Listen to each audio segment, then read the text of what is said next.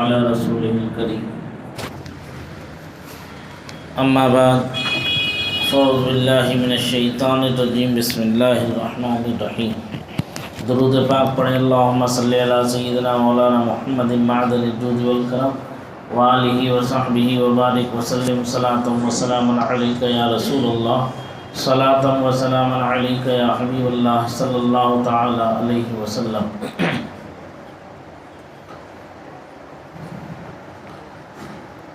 وعن انس رضی اللہ تعالی عنہ قال قال رسول اللہ صلی اللہ علیہ وسلم لا یؤمن احدکم حتی اکون احب الی من والدہ وولدہ والناس اجمعین، متفق علیہ۔ حضرت انس رضی اللہ تعالی عنہ سے روایت ہے، انہوں نے فرمایا کہ رسول اللہ صلی اللہ علیہ وسلم نے فرمایا تم میں سے کوئی شخص اس وقت تک مومن نہیں ہو سکتا جب تک کہ میں اس کے نزدیک، اس کے باپ، اس کی اولاد اور تمام لوگوں سے بڑھ کر محبوب اور عزیز نہ ہوں۔ حضرت انس رضی اللہ تعالی عنہ کے تعلق سے تذکرہ نگاروں نے لکھا ہے کہ آپ کا نام انس بن مالک بن نضر الانصاری الخزرجی ہے۔ آپ حضور سید عالم نور مجسم صلی اللہ تعالی علیہ وسلم کے خادم ہیں۔ 10 سال تک حضور صلی اللہ علیہ وسلم کی خدمت کی۔ 8 یا 9 سال کے تھے جب آپ حضور صلی اللہ علیہ وسلم کی خدمت میں حاضر ہوئے، اور حضرت عمر رضی اللہ تعالیٰ عنہ کے زمانہ خلافت میں بصرہ میں انتقال فرمایا۔ آپ بصرہ میں لوگوں کو علم فقہ سکھانے کے لیے تشریف لائے تھے۔ آپ کا وصال مبارک سن 91 ہجری میں بصرہ میں ہوا۔ آپ کے فضائل و مناقب بے شمار ہیں۔ حضور صلی اللہ علیہ وسلم نے ان کی والدہ کی درخواست پر ان کے لیے دین و دنیا کی بہتری کے لیے دعا فرمائی۔ ان کی دینی فضیلت و شان کے متعلق کچھ کہنا بہت مشکل ہے، البتہ ان کی دنیاوی حالت یہ تھی کہ 100 سال ان کی عمر ہوئی۔ حضرت انس رضی اللہ تعالیٰ عنہ کی عمر مبارک پوری 100 سال کی تھی، اور ان کی اولاد جو ہے 100 سے بڑھ گئی تھی حضرت انس بن مالک کے، اور ان کا ایک کھجوروں کا باغ تھا جو سال میں 2 دفعہ پھل دیتا تھا۔ یہ تذکرہ نگاروں نے حضرت انس بن مالک رضی اللہ تعالیٰ عنہ کے تذکرے میں لکھا ہے، حالانکہ یوں تو اور بہت سی چیزیں اور مزید ملیں گی، انشاءاللہ آگے کسی موقع پر اسے پیش نظر رکھوں گا اور گزارش کروں گا۔ آج کی جو حدیث ہے اتنی پیاری حدیث ہے، اس حدیث مبارکہ نے بالکل کلیئر اور واضح کر کے رکھ دیا، ذرا سا بھی کوئی شبہ اس کے اندر نہیں رہا۔ اللہ کے رسول صلی اللہ تعالیٰ علیہ وسلم فرماتے ہیں لا یؤمن احدکم حتی اکون احب الی۔ اللہ کے رسول صلی اللہ علیہ وسلم نے فرمایا تم میں سے کوئی شخص جو ہے ایمان مومن نہیں ہو سکتا جب تک کہ میں اس کے نزدیک من والدہ حتی اکون احب الیہ من والدہ وولدہ والناس اجمعین، میں اس کے نزدیک اس کے باپ اور اس کی اولاد اور تمام لوگوں سے بڑھ کر محبوب اور عزیز نہ ہو جاؤں۔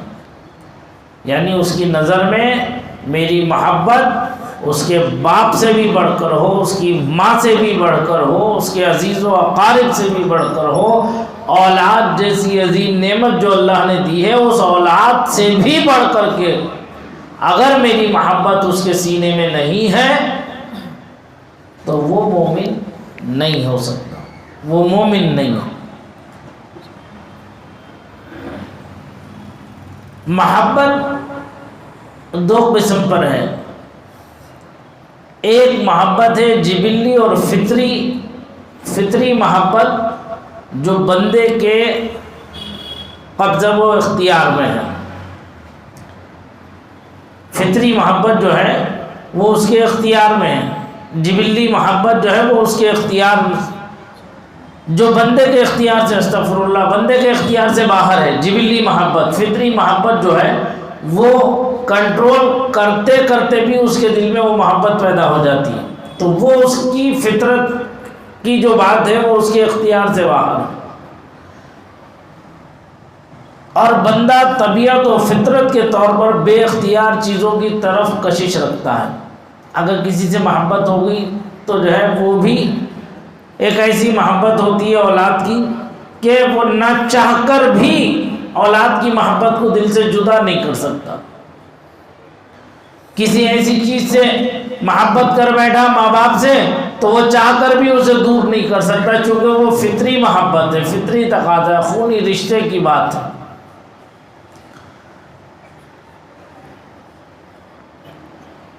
جس محبت کی ہم بات کر رہے ہیں، جس محبت کی بات اس حدیث پاک میں کی گئی ہے، وہ محبت جو ہے اس محبت سے خارج ہے، اس فطری محبت سے خارج ہے، کیونکہ یہاں جو گفتگو جو چل رہی ہے یہ ایمان کے تعلق سے گفتگو ہو رہی ہے۔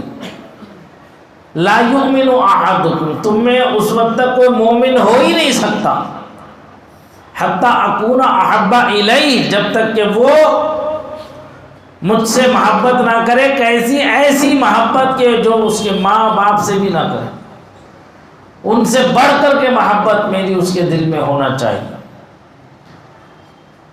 کہتے ہیں شارحین حدیث، یہاں جو محبت ہو رہی ہے اس محبت جس کا شرع نے مکلف بنایا اور اس کی تحصیل و تکمیل کا حکم دیا، یعنی اس کے حاصل کرنے اور اس کے مکمل کرنے کا حکم دیا، پس یہاں محبت سے مراد وہ محبت ہے جو بندے کے اختیار میں اور جس کا اسے مکلف بنایا جا سکے۔ لہذا اس مقام پر محبوب تر ہونے سے یہ مراد ہوگی کہ حضور علیہ السلام کی جانب اور آپ کی ذات کا حق ادا کرنے، دینی احکام کی پابندی کرنے، سنت کی اتباع، ادب کا لحاظ اور حضور علیہ السلام کی رضا اور آپ کے لیے جانثاری سب سے بڑھ کر ہو۔ کسی بھی چیز اور کسی بھی شخص کو چاہے اس کی اپنی ذات ہو، اولاد ہو، والدین ہو، اہل و عیال ہو، ساز و سامان ہی کیوں نہ ہو، چنانچہ حضور کی رضا کی خاطر اسے اپنی جان بھی ہلاک کرنی پڑے اور اپنی ہر پیاری چیز قربان کرنی پڑے تو کر گزرے۔ یہاں محبت سے مراد یہ محبت ہے کہ وہ ہر چیز سے بڑھ کر کے جو چیز اسے محبوب ہے اس سے زیادہ اللہ اور اس کے رسول سے محبت ہونی چاہیے، اس کے حبیب سے محبت ہونا چاہیے، تب وہ شخص ایمان میں کامل ہے۔ دعوے تو بہت کرتے لیکن جب عملی میدان میں اتارا جائے تو اس وقت اسے مصلحت نظر آتی ہے۔ ارے حضور کی محبت میں کسی سے کسی چیز کا کیسا سمجھوتا ہوگا، کیسی مصلحت ہوگی؟ اللہ کے رسول سے محبت کے تعلق میں کسی کی مصلحت کو دیکھا جائے گا؟ اللہ کی قسم ہرگز کسی کی مصلحت کو نہیں دیکھا جائے گا، وہ تمہارا باپ ہی کیوں نہ ہو۔ اگر گستاخ رسول و بے ادب ہے تو دودھ میں سے مکھی کی طرح نکال کے پھینک تو باہر اٹھا کے، وہ تمہاری اولاد ہی کیوں نہ ہو۔ اگر اللہ اور اس کے رسول کی شان میں گستاخی اور بے ادبی کرے اسے اٹھا کے پھینک دو، اپنی زندگی سے نکال کے باہر کر دو۔ اپنے وقت کا کتنا بڑا رئیس و مالدار کیوں نہ ہو، اگر اللہ اور اس کے رسول کا وفادار نہیں ہے، ان سے محبت کرنے والا نہیں ہے، بغض و عناد رسول اس کے دل میں ہے، ہوگی اس کی مالداری، اٹھا کے پھینک دو اسے، اپنے دل سے نکال کے پھینک دو۔ کوئی کتنا بڑا صدقہ خیرات و زکوٰۃ کرنے والا کیوں نہ ہو، کتنی بڑی تنظیم بنا کے کیسے فلاحی کام کرنے والا کیوں نہ ہو، جو اللہ اور اس کے رسول کا نہیں وہ ہمارا نہیں، اس سے کیسا تعلق، کیسی رشتہ داری، کیسا معاملہ اس کے ساتھ تھا؟ اللہ کے رسول کا یہ فرمان ہمارے پیش نظر ہونا چاہیے، لا یؤمن احدکم حتی اکون احب الیہ من والدہ وولدہ والناس اجمعین۔ تمام لوگوں میں سب آ جاتے ہیں۔ ماں باپ کی بھی تخصیص کر دی، یہ جبلی محبت ہے، فطری محبت ہے۔ اولاد کی بھی تخصیص کر دی، فطری محبت ہے۔ اور والناس اجمعین کہہ کر پوری مخلوق کی اس کے اندر کو سمیٹ دیا، اور ایک جملے میں سرکار چونکہ جوامع الکلم ہے، جامع کلمات اللہ تعالیٰ نے آپ کو عطا فرمائے ہیں، آپ کا ایک مختصر سا جملہ 1400 سال گزر گئے، آج شارحین حدیث مفسرین اس کی تفسیر بیان کر رہے ہیں، اس کی شرح لکھ رہے ہیں، بڑی بڑی موٹی جلدیں 1000 صفحات پر لکھ کر کے جو ہے منظر عام پر لے آئے، 40 جلدوں میں، 70 جلدوں میں، 80 جلدوں میں حدیثوں کی شرح لکھ کر کے وہ دنیا سے تشریف لے گئے۔ سرکار کا صرف ایک مختصر سا جملہ 1400 سال گزرنے کے بعد بھی ہر آنے والا اس کی تشریح کر رہا ہے، وہ تشریح رکتی نہیں۔ ہر آنے والا اپنے نئے زاویے سے، اپنے نئے پہلو سے کوئی نہ کوئی ایسا نقطہ بیان کرتا ہوا آتا ہے جو پچھلے نے نہیں بیان کیا۔ یہ ہے سرکار کی ذات۔ سرکار کو اللہ تعالیٰ نے جوامع الکلم بنایا، بات مختصر سی فرماتے تھے، لیکن اس کا معنی، مطلب، اس کی وضاحت سینکڑوں صفحات پر پھیل جاتی۔ تو سرکار نے بہت مختصر سے جملے میں فرمایا والناس اجمعین، کیسا ہی مالدار کیوں نہ ہو، کیسا ہی دکھاوے بناوٹ کے لیے قومی ملی خدمتیں کرتا کیوں نہ ہو، تمہاری آنکھوں پہ فریب کے پٹے ڈال کے دین کے نام پر تمہیں گمراہ کرتا ہو، اور اللہ اور اس کے رسول کی محبت کا لبادہ اوڑھ کر بدعقیدگی کا تمہیں جام پلاتا ہو۔ اسی لیے اعلیٰ حضرت عظیم البرکت نے ارشاد فرمایا شہد دکھائے زہر پلائے، شہد دکھائے زہر پلائے، شوہر قاتل ڈائن کش، اس مردار پہ کیا للچانا، ارے دنیا دیکھی والی۔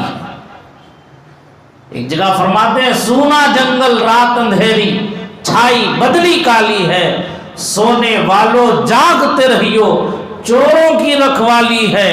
آپ اسے مذہبی نقطہ نظر سے، مذہبی عینک پہن کر کے دیکھیں تو گمراہیت لوگوں کی صاف نظر آ جائے گی، اور آپ اسے سیاسی نقطہ نظر سے، سیاسی عینک پہن کر کے دیکھیں تو ملک کو جو ہے تباہ و برباد کرنے والے بھی تمہیں سامنے نظر آ جائیں گے۔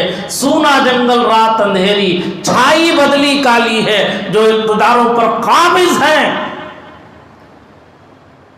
وہ بدلی کی طرح، چھائی بدلی کالی ہے، پوری گھنگور گھٹا ہے یہ۔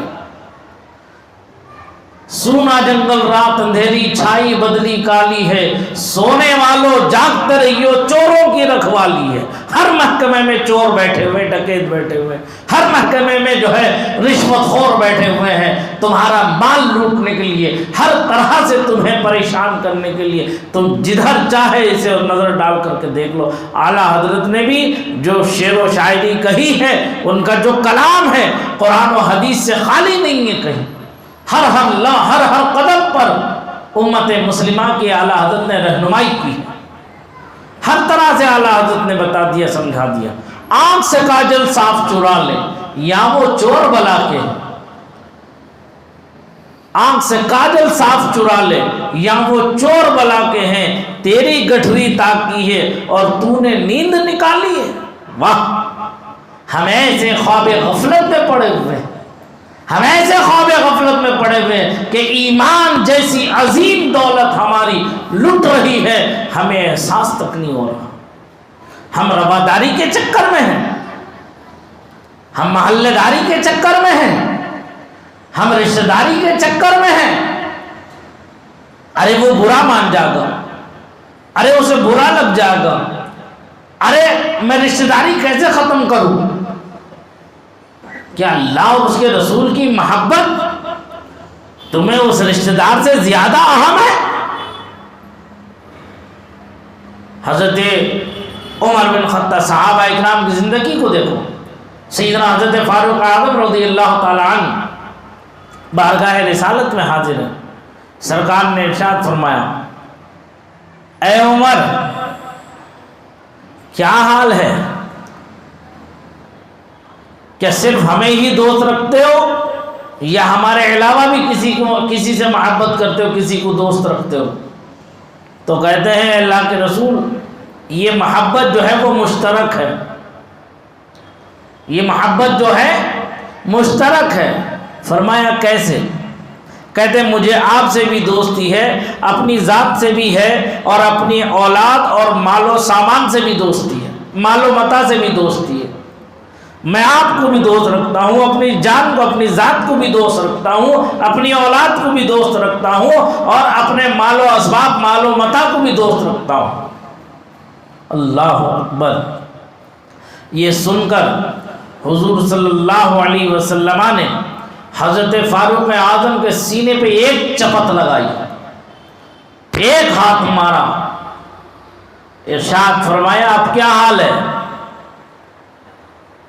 سمجھ میں آ رہی بات؟ ایک چپت مار کے فرماتے ہیں اب کیا حال ہے؟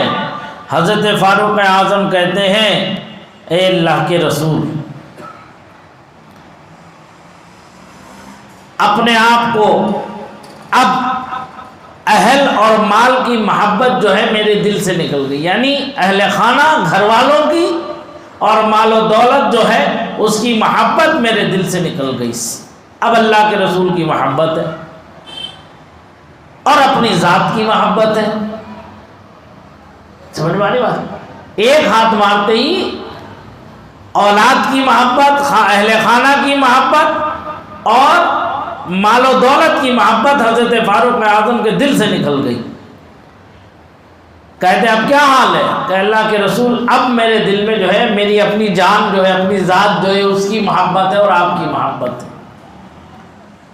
پھر آقا کائنات صلی اللہ علیہ وسلم نے دوسری چپت لگائی اور دوسرا ہاتھ مارا حضرت فاروق اعظم کے سینے پر اور ارشاد فرمایا کہو اب کیا حال ہے؟ کہو اب کیا حال ہے؟ تو کہتے ہیں اللہ کے رسول اب سوائے آپ کی محبت کے میرے دل میں کچھ نہیں، آپ کی محبت کے علاوہ میرے دل میں کچھ نہیں ہے۔ ایک موقع پر یہی حضرت فاروق اعظم کہتے ہیں، ایک موقع پر اللہ کے رسول صلی اللہ تعالی علیہ وسلم نے صحابہ کرام کو حکم دیا کہ جو کچھ ہے اپنے مال میں سے جمع کرو لا کر کے، غزوے کے لیے ضرورت تھی، ایک غزوے کے لیے۔ تو حضرت سب صحابہ کرام لے کر کے پہنچے، جو بھی جس کے پاس تھا اپنے اپنے حساب سے تھوڑا تھوڑا کر کے لے کے پہنچے۔ حضرت فاروق اعظم کہتے ہیں میں نے سوچا کہ ہر بار جو ہے صدیق اکبر جو ہے، ابو بکر جو ہے وہ سبقت لے جاتے ہیں، آج میں انہیں سبقت لے جانے نہیں دوں گا کسی صورت میں۔ سمجھ میں آ رہی بات؟ میں سبقت لے کے جانے نہیں دوں گا آج کسی صورت میں۔ تو کہتے ہیں میں نے اپنے پورے مال کا آدھا حصہ کر دیا، جو کچھ میرے پاس تھا میں نے اس کے پورے کا بالکل آدھا کر دیا، آدھا کر کے وہ جو کچھ تھا وہ میں لے کے اس زعم میں پہنچا کہ آج تو میں ابو بکر صدیق سے اولیت حاصل کر لوں گا، سبقت لے جاؤں گا معاملے میں، آج بارگاہ رسالت میں آج میں سرخرو ہو جاؤں گا۔ تو جیسے حضرت فاروق اعظم آئے، سرکار عالم ما کان و ما یکون، دلوں کے حالات کو جاننے والے، ایسا پیارا آقا، ایسا کریم، ایسا مشفق و مہربان، ہم جتنا ناز کریں اتنا کم ہے کہ پچھلی امتوں کو کسی کو نہیں میسر ہوئے جو ہمیں آقا میسر ہوئے۔ ہاں وہ تو انبیاء کے بھی دلارے تھے، انبیاء کے بھی آنکھوں کے تارے تھے، ان کے دلوں کا چین و سکون و قرار تھے، ہے نا؟ تو دیکھو سرکار کی بارگاہ میں جیسے حضرت فاروق اعظم آئے، ان کے بعد حضرت صدیق اکبر بھی آ گئے۔ حضرت فاروق اعظم نے اپنا مال پیش کر دیا، سرکار نے حضرت فاروق اعظم کے چہرے کو دیکھا، ادھر حضرت صدیق اکبر تشریف لائے، انہوں نے اپنا مال پیش کر دیا۔ تو سرکار نے پہلے حضرت فاروق اعظم سے پوچھا، کہو عمر کیا لائے؟ کہو عمر کیا لائے؟ کہا حضور میں نے اپنے پورے مال کا، کل مال کا میں نے آدھا آدھا حصہ کر دیا۔ کہا کیوں؟ کہا آدھا میں نے بارگاہ رسالت کے لیے حاضر کر دیا، بارگاہ سرکار کی بارگاہ میں پیش کر دیا میں نے، اور آدھا بولے میں نے اپنے اہل و عیال کے لیے چھوڑی آیا گھر پر۔ فرماتے اچھا بہت خوب۔ حضرت صدیق اکبر سے پوچھتے ہیں اے ابو بکر تم بتاؤ کہ تم کیا لائے؟ کہتے ہیں اللہ کے رسول گھر میں جو کچھ تھا جھاڑو دے کر کے سب کچھ سمیٹ کر کے میں بارگاہ رسالت میں پیش کر دی۔ حضرت فاروق اعظم کہتے ہیں، حدیث پاک میں آتا ہے، کہتے ہیں اللہ کی قسم میں نے اس دن یہ طے کر لیا کہ صدیق اکبر سے آگے کوئی نہیں جا سکتا، کوئی نہیں جا سکتا محبت رسول میں، کوئی نہیں جا سکتا۔ تو یہ محبت رسول اگر ہمارے سینوں میں نہ پیدا ہو سکی تو ہمارا جینا بھی بیکار ہے، مرنا بھی بیکار۔ ارے جو کچھ دیا ہوا اللہ اور اس کے رسول ہی کا تو ہے، اگر اسی ذات پر ہم قربان نہ کر سکے تو پھر ہمارا کیا مطلب ہے، کیا مقصد ہے ہماری اس وجود کا کیا مقصد ہے؟ اور اللہ اور اس کے رسول کی محبت میں کسی کی رواداری کا کیا مطلب ہے، کسی رشتہ داری کا کیا مطلب ہے، جب آقا نے صاف کلیئر فرما دیا۔ سمجھ میں آ رہی بات؟ تو یاد رکھو اپنے دل میں بھی اپنا بھی ایمان مضبوط رکھنا اور اپنی آل و اولاد کا بھی ایمان مضبوط رکھنا، انہیں عشق رسول کا جام پلاتے رہنا۔ یہی نہیں، میں نے پہلے بھی کہا تھا آپ لوگوں سے کہ مسجد آتے وقت آپ تنہا مت آیا کرو، ساتھ میں اپنے بیٹے کو ہی لے کے آیا کرو۔ اپنا بیٹا کہیں گیا ہوا ہے تو اس کے بیٹے کو لے کے آؤ جو تمہاری نسل ہے، اگر وہ بھی نہیں ہے تو اپنے بھائی کے لے کے آؤ، وہ نہیں آ رہا ہے تو اپنے بھائی کے بچوں کو لے کر کے آؤ، تاکہ وہ بھی دین سیکھے، وہ بھی دین سمجھے، سنیت میں مضبوط ہو جائے، عقیدے اور عمل میں مضبوط ہو جائے۔ عمل میں اگر کہیں کمزوری ہوگی تو بخشش و مغفرت ہو جائے گی، لیکن عقیدے میں کہیں کمزوری ہوگی تو بخشش و مغفرت یہ سوچنا بھی نہیں کہ کہیں بخشش و مغفرت ہو جائے گی۔ عقیدے میں چھوٹ نہیں ہے، عمل میں کمزوری میں چھوٹ ہے، اللہ غفور الرحیم ہے، معاف فرما دے گا۔ سمجھ میں آ رہی بات؟ ایسے ہی اپنے گھر کی عورتوں کو، اپنی بیٹیوں کو، اپنی بہوؤں کو دین سکھاؤ، دین انہیں بتاؤ کہ سنیت کیا ہے۔ آج جاہل بھی ہیں عالم کا لبادہ اوڑے، آج جاہل بھی ہیں عالم کا لبادہ اوڑے، ایسے ملاؤں سے ایمان بچائے رکھنا۔ سمجھ میں آ رہی بات؟ جو شہد دکھا کر زہر پلا رہے ہیں، بدعقیدگی پلا رہے ہیں، ایسے بدعقیدوں سے بچو۔ جو عشق رسول تم یہاں حاصل کرو، جو درس تم یہاں حاصل کر رہے ہو، یہی درس گھر جا کر کے بیان کرو، تب ہے مزے کی بات کہ آج ہم نے یہ درس سنا ہے، آج ہم نے یہ سبق سنا ہے، آج یہ سبق، یہ حدیث پاک ہم نے پڑھی ہے، تم بھی اس حدیث کو سنو۔ یہی سرکار کا فرمان ہے، بلغوا عنی ولو آیہ، تم پہنچا دو اگرچہ ایک ہی آیت تمہیں یاد ہو یا ایک ہی حدیث تمہیں یاد ہو۔ جو دین کی بات تمہیں معلوم ہے وہ دین کی بات تم اپنے اہل و عیال کو بتا دو، جا کے اپنے بچے بچیوں کو سمجھا دو۔ جا کے بچے بچیاں موبائل چلاتے ہیں، یوٹیوب چلاتے ہیں، فیس بک چلاتے ہیں، انسٹاگرام چلاتے ہیں، ٹویٹر چلاتے ہیں، فالتو چیزیں دیکھ کر کے اپنے وقت کو ضائع اور برباد کرتے ہیں۔ یہی درس حدیث روزانہ رضائے قدسی جو آپ کا چینل ہے یوٹیوب کا، جس میں تمام پروگرام آتے ہیں، وہ جو ہے گھر جاؤ اپنے بچوں سے کہو رضائے قدسی ڈالو، اس میں یہ درس جو ہوا ہے وہ موجود ہے، اسے سنو، کام کر رہے ہو کارچو کر رہے ہو اسے سنو، اور اس کے ساتھ مہینے میں جو پروگرام ہوتا ہے سوال جواب کا، جس میں حضرت مفتی محمد اسلم صاحب قبلہ دامت برکاتہ القدسیہ تشریف لاتے ہیں، وہ تنظیم فروغ سنت جو چینل ہے اس کے اوپر برابر اپلوڈ ہوتا ہے، بہت سے اور سے بیانات اپلوڈ ہوتے ہیں اس پر بھی، اسے بھی اپنے گھر میں جا کر کے سبسکرائب کراؤ بچوں سے، اور اسے بھی کہو کہ سنا کرو۔ اور جو اہل سنت کا لٹریچر ہے خود بھی پڑھو، بچوں کو بھی پڑھاؤ۔ کہیں دیکھو کسی بدعقیدے کا کوئی ترجمہ قرآن ہے، ہٹا دو بچوں کے سامنے سے۔ اہل سنت کو، اہل سنت کے تراجم کو ان کے بچوں کے سامنے رکھو، کیوں؟ کیونکہ اس میں عشق رسول کا جام ہے۔ کنز الایمان رکھو، قرآن کریم اہل حدیث کے بہت بڑے عالم نے کنز الایمان پر تقریض لکھی ہے، اس میں وہ یہ کہتے ہیں کہ ترجمے تو میں نے بہت سے دیکھے قرآن کے، کئی مکاتب فکر کے لوگوں نے قرآن کا ترجمہ کیا ہے، اور ہماری جماعت اہل حدیث سے بھی قرآن کا ترجمہ کیا ہے، لیکن ان تمام ترجموں میں کہیں شان الوہیت میں حرف آتا ہے تو کہیں شان رسالت میں حرف آتا ہے ترجمہ کرنے میں، لیکن خالص ایک ترجمہ میری نظر سے ایسا گزرا جو مولانا احمد رضا خان فاضل بریلوی کا ہے، جس میں شان الوہیت بھی باقی ہے اور شان مصطفیٰ بھی اجاگر ہے۔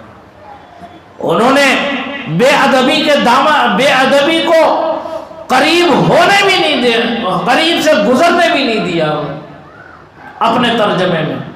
اغیار جب اعتراف کر رہے ہیں تو ہمیں خود اس بات کا خیال لحاظ رکھنا چاہیے کہ ہم اپنے ماحول کو، اپنے گھر کے ماحول، اب بھئی ہم پورے محلے کے ذمہ دار نہیں ہیں، کم سے کم ہم اپنے بچوں کے تو ذمہ دار ہیں، اپنے گھر کے تو ہم ذمہ دار ہیں۔ اگر ہم اپنے گھر کے بیوی کو، اپنی بیوی کو نہ سنبھال سکے، عقیدے میں مضبوط نہ کر سکے، اپنی اولاد جو ہم سے ہے اگر ہم نے اسے عقیدہ نہ سمجھایا تو پھر ہماری زندگی، ہمارا وجود کا کیا مطلب ہے، ہمارے جینے کا کیا مطلب ہے؟ کل قیامت میں اللہ کے یہاں جواب دینا ہوگا ہمیں، تو ہم اس جواب کا کیا اس جواب کی کیا تیاری کر لی ہم نے؟ ابھی بیٹھے ابھی چلے گئے، اگر وہیں جا کے سوال ہو گئے تو کیا جواب دیں گے؟ اس لیے تنہا مت آؤ، اپنے ساتھ ایک دو کو ضرور مسجد لے کے آؤ، جا کر جہاں محفلوں میں بیٹھتے ہو، چائے کے ہوٹلوں میں بیٹھتے ہو، قہوہ خانے میں بیٹھتے ہو، بیٹھو، چائے بھی پیو۔ بیڑی پینے والے بیڑی پیتے ہیں جو اپنی زندگی کو برباد کر رہے ہیں، پھیپھڑے خراب ہوں گے۔ گٹکا تمباکو کھانے والے، ان کے گلوے خراب ہوں گے، آنتیں خراب ہوں گی۔ زندگی بھی اللہ کی دی ہوئی عظیم نعمت ہے، اس کی بھی حفاظت کرنا ہماری ہی ذمہ داری ہے۔ اگر ہم نے تمباکو، بیڑی، گٹکا، سگریٹ کھا کر پی کر کے اگر ہم نے اپنی جان پر ظلم کیا، قرآن فرماتا ہے وَلَا تُلْقُوا بِأَيْدِيكُمْ إِلَى التَّهْلُكَةِ، تم جان بوجھ کر اپنے آپ کو جو ہے ہلاکت میں نہ ڈالو۔ یہ جان بوجھ کے، جان بوجھ کر کے اپنے آپ کو ہلاکت میں ڈالنا، پیسہ بھی ہمارا برباد ہو گیا تمباکو کے کھانے کے چکر میں، بیڑی سگریٹ کے پینے کے چکر میں پیسہ ہمارا برباد ہو رہا ہے۔ 10 15 روپے کا سگریٹ ہے، صبح سے شام تک اگر 10 سگریٹ پی لیے تو 150 روپے تو ایسے ہی نکل لیے۔ جب 150 روپے روز کے ہیں تو 1500 روپے 10 دن کے ہو گئے، اور 4500 روپے تو مہینے کے ہو گئے۔ وہی 4500 روپے بچاتے تو تمہارے ہی تو کام آتے، کیوں صاحب؟ سگریٹ بیڑی پی کر، گٹکے تمباکو کھا کر کے ایسے برباد کرتے ہو۔ الامان الحفیظ تمباکو پان کھانے والے بھی اللہ اللہ ہدایت عطا فرمائے ایسے لوگوں کو، نہ انہیں صفائی ستھرائی کا پتہ ہے، نہ راستے کا پتہ ہے، جہاں بیٹھتے ہیں وہیں کلی تھوک دی۔